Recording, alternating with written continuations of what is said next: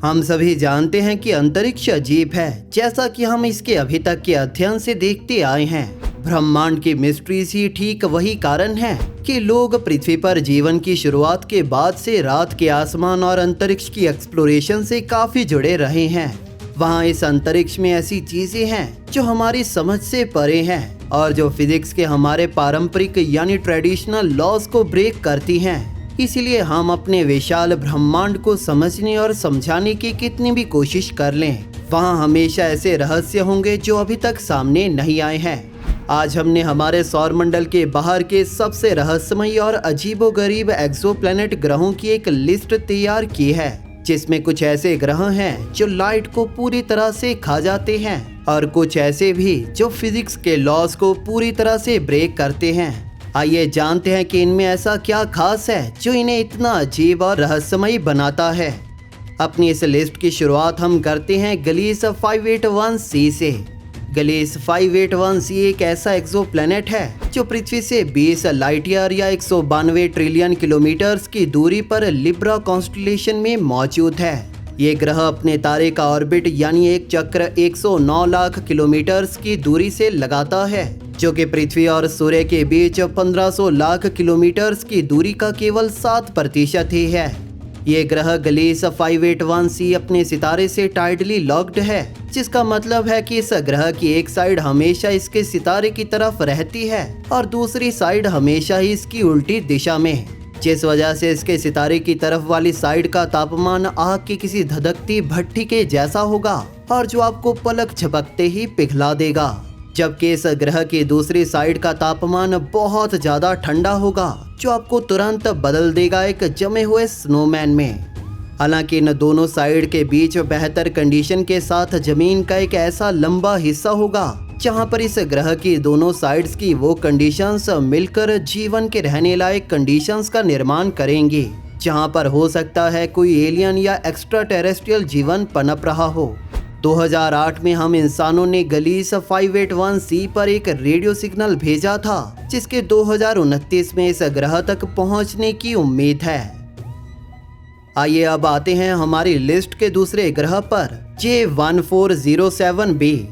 इस ग्रह J1407b को सैटर्न ऑन स्टीरॉइड्स या सुपर सैटर्न का नाम भी दिया जाता है, जिसका कारण है इस ग्रह की सर्कमप्लैनेटरी रिंग्स यानी पास के मटेरियल से बनी रिंग्स का एक मैसिव सिस्टम, जो कि हमारे सौरमंडल के सबसे सुंदर छल्लों वाले ग्रह सैटर्न से भी लगभग 640 गुना बड़ा है।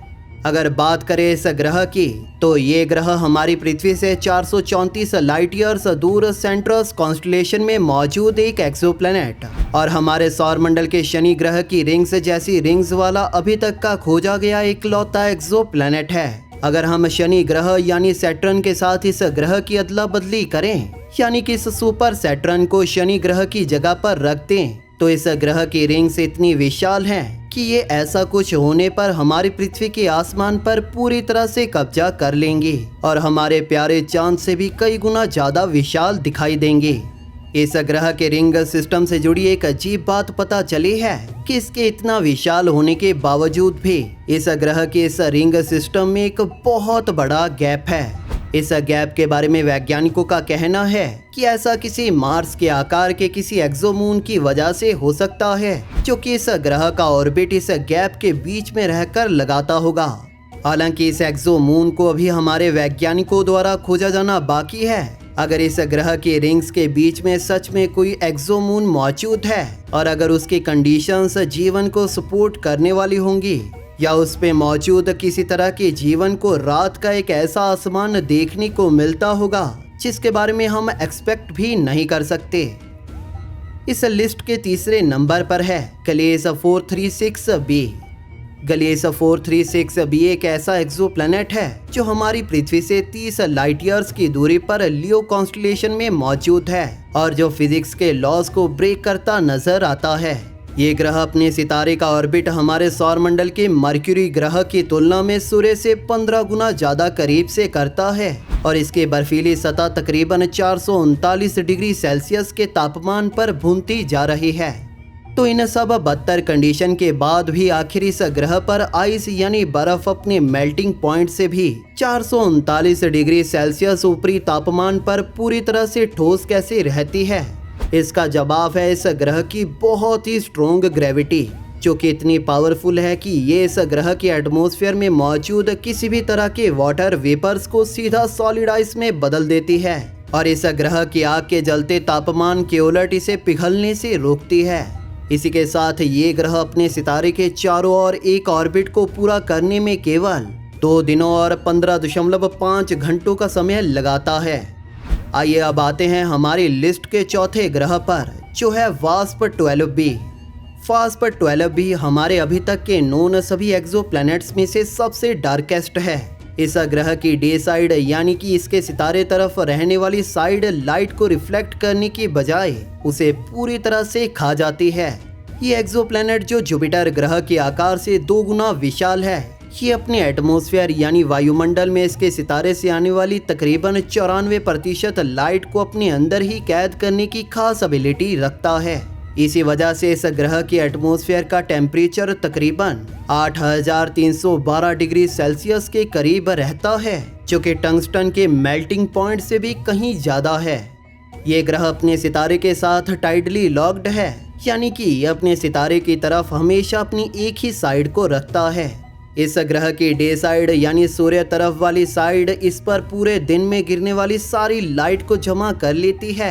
ये वास्प 12b पृथ्वी के एक दिन में एक बार अपने सितारे का एक ऑर्बिट पूरा कर लेता है। अगर बात करें इस ग्रह की सूर्य से दूर वाली साइड की, तो इसकी कंडीशंस भी कुछ खास बढ़िया नहीं है, क्योंकि यहाँ का तापमान 3992 डिग्री सेल्सियस के आसपास रहता है।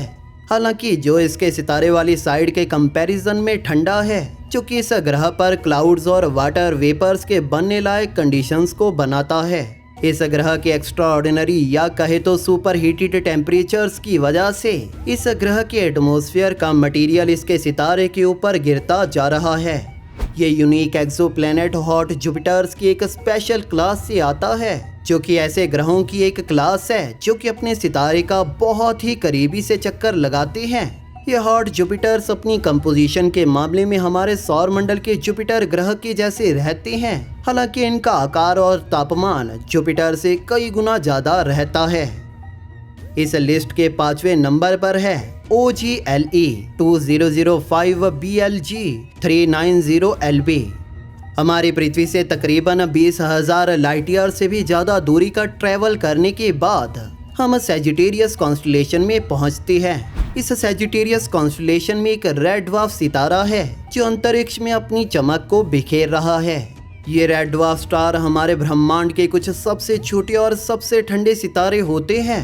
ये रेड ड्वार्फ सितारा खास इस वजह से है क्योंकि इसे एक ग्रह ऑर्बिट करता है। इस ग्रह की अपनी सितारे से दूरी और सितारे के एक रेड ड्वार्फ सितारा होने की वजह से ये ग्रह हीट जैसी किसी भी चीज के बारे में नहीं जानता, क्योंकि इस ग्रह की सतह यानी सरफेस का औसतन तापमान -220 डिग्री सेल्सियस के करीब रहता है। इस ग्रह का -220 डिग्री सेल्सियस का ये तापमान इसे हमारे ब्रह्मांड का सबसे ठंडा ग्रह बना देता है। ये पूरा ग्रह ही बर्फ की एक मोटी परत से ढका हुआ है। ग्लेशियर्स, घाटी, विशाल मैदान और बर्फ के विशाल पहाड़ सब इस ग्रह की सतह पर मौजूद हैं। इस ग्रह की जमी हुई बंजर जमीन पर जीवन जैसी किसी भी चीज के मौजूद होने की कोई संभावना नहीं है। इस ग्रह का तापमान हड्डियां जमाने वाला है और जिस वजह से हम जीवन को जैसा जानते हैं वो यहाँ पर इस ग्रह पर तुरंत एक जमे हुए बर्फ के डेंस क्यूब में बदल जाएगा। हालांकि इस ग्रह की सतह के उलट इसकी जमी हुई सतह के नीचे चीजें पूरी तरह से अलग हो सकती हैं। इस ग्रह के पास एक ऐसी कोर हो सकती है जो कि हीट जनरेट कर सकती हो। इसी के साथ इस ग्रह को ऑर्बिट करने वाले चंद्रमाओं के ग्रेविटेशनल पुल की वजह से पैदा हुई टाइडल हीटिंग भी इस चंद्रमा के इंटीरियर को गर्म रख सकती है। इन दोनों तरह से पैदा हुई हीट की वजह से इस ग्रह का इंटीरियर शनि और जुपिटर के कुछ चंद्रमाओं के तरह पिघला हुआ हो सकता है और इस ग्रह के अंदर इन चंद्रमाओं के जैसे ही ऐसे महासागर हो सकते हैं जो कि हमारी पृथ्वी के महासागरों के कंपैरिजन में बहुत ज़्यादा विशाल होंगे। जहां पर कुछ खास ऑर्गेनिक कंपाउंड और उस हीट की वजह से ऐसी कंडीशंस हो सकती हैं जो कि जीवन को पनाह देने लायक हों। दोस्तों, ये थी इन ग्रहों की ये लिस्ट। तो आपका क्या कहना है इन रहस्यमय और अजीब ग्रहों के बारे में? नीचे कमेंट सेक्शन में जरूर बताइए। इसी के साथ अगर आपको वीडियो पसंद आई तो इसे लाइक और शेयर जरूर करें। इसी तरह की और वीडियोस देखने के लिए चैनल को सब्सक्राइब जरूर कर लें। इसके साथ बेल नोटिफिकेशन को ऑन करना ना भूलें ताकि नई वीडियोस के नोटिफिकेशन आपको अपलोड होते ही मिल जाए। थैंक यू फॉर वॉचिंग दोस्तों। इस वीडियो को अंत तक देखने के लिए आप सभी का धन्यवाद।